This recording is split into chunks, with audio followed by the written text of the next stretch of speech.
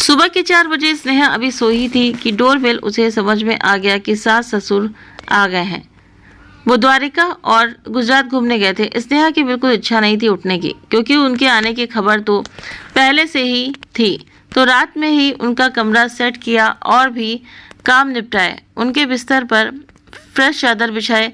सोते सोते भी रात में 1 बज गए और अब सुबह सुबह उठना, पर क्या करे, मन मारकर उठना ही पड़ा। दरवाजा खुला, सास ससुर अंदर आए। स्नेहा ने तुरंत पैर छुए सामान अंदर किया। तब तक उसके पति अभी सोए हुए थे। तभी सास ने आवाज़ दी, बहू बाथरूम में गीज़र ऑन किया है कि नहीं?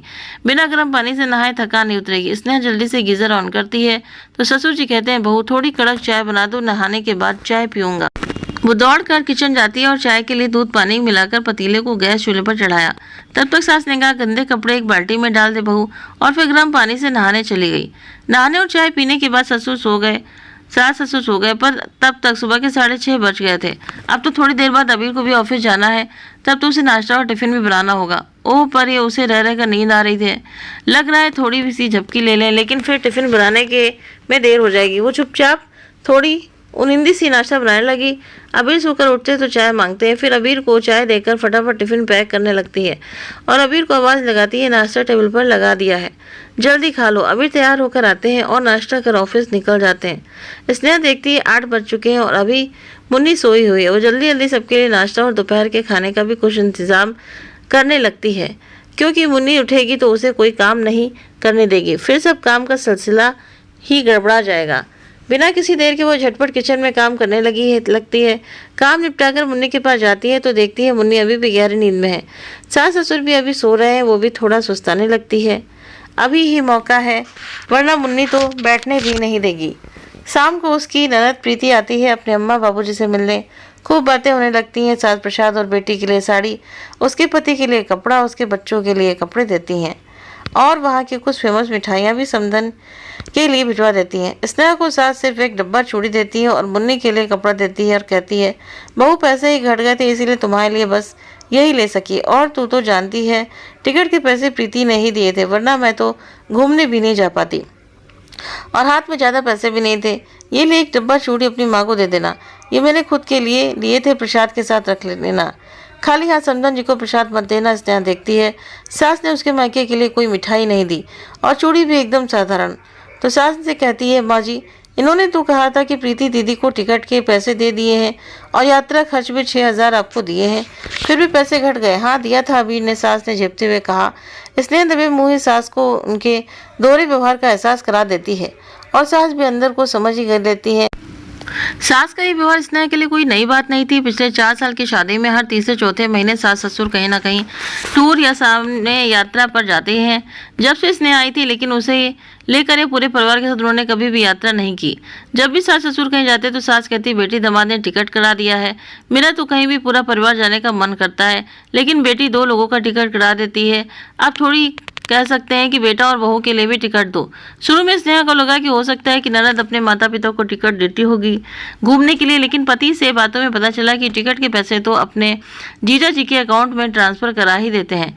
वो तो सास बेटी के साथ मिलकर उसे घर की पहरेदारी करा रही थी और खुद ज़िंदगी के मज़े ले रही थी, और ऊपर से जहाँ से भी आती तो बेटी और उसके ससुराल वालों के लिए ढेर सारा उपहार लाती और कहती, अब दामाद जी टिकट के पैसे दे देते हैं तो कुछ अच्छा उपहार तो लाना ही पड़ेगा ना उनके लिए। स्नेहा ने अबीर से कहा, अगले महीने हमारी शादी को 4 साल पूरे हो जाएंगे, चलिए ना कहीं घूमने चलते हैं। अबीर कहते हैं, मुन्नी अभी छोटी है, ज़्यादा दूर नहीं जाएंगे, चलो पूरी 3-4 घंटे का ही रास्ता है, वहीं चलते हैं। मम्मी पापा और दीदी जीजा जी से भी पूछ लें क्या साथ जाने के लिए। तो स्नेहा कहती है, अभी तो माँ बाबूजी घूम कर आए हैं, दीदी भी अपनी एनिवर्सरी पर गंगा घाट घूमने गई थी, तो हमें तो नहीं पूछा था, और ये तो सिर्फ हमारा दिन है ना, तो क्या हम दोनों और मुन्नी काफ़ी नहीं है? अभी ठीक है कहकर ऑनलाइन टिकट के लिए अप्लाई कर देते हैं। देखते ही देखते जाने की तारीख भी नज़दीक आने लगी। तो एक दिन ननद घर आई तो स्नेहा ने कहा, दीदी अगले हफ्ता हमारी शादी को 4 साल हो जाएंगे, हम लोग पूरी जाने के लिए सोच रहे हैं।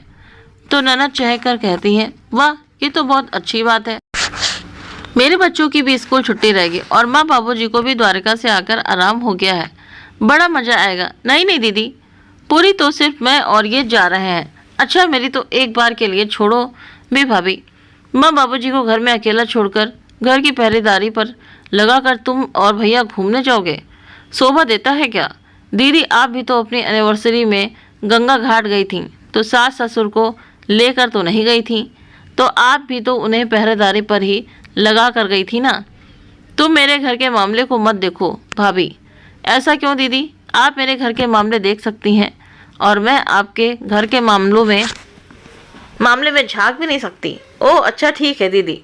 पिछले 4 साल से माँ बाबूजी कहीं ना कहीं घूमने जा ही रहे हैं, पर इन्होंने मुझे तो कहीं साथ जाने को कभी नहीं कहा, जबकि ये नंदोई जी के अकाउंट में टिकट के पैसे भी दे देते हैं। तो पिछले 4 सालों से मैं घर की पहरेदारी कर ही रही हूँ ना, तो क्या अपनी एनिवर्सरी पर भी मैं और ये अकेले घूमने नहीं जा सकते हैं?